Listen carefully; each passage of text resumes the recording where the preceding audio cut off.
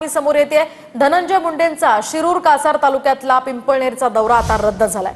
संत भगवान बाबा गडाचा नारळी सप्ताह या ठिकाणी होता आणि त्या सप्ताहाला ते उपस्थिती लावणार होते, मात्र तांत्रिक कारणामुळे हेलिकॉप्टर उड्डाणास परवानगी न मिळाल्याची धनंजय मुंडे यांनी ट्विट करत माहिती दिली आहे।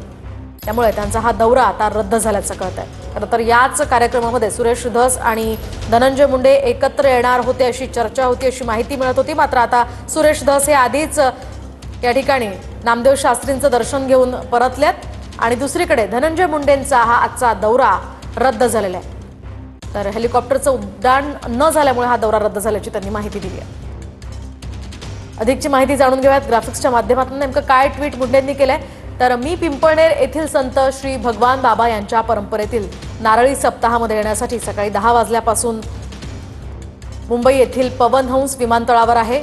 मात्र काही तांत्रिक कारणांमुळे अजूनही उड्डाण करण्यास परवानगी मिळत नसल्यामुळे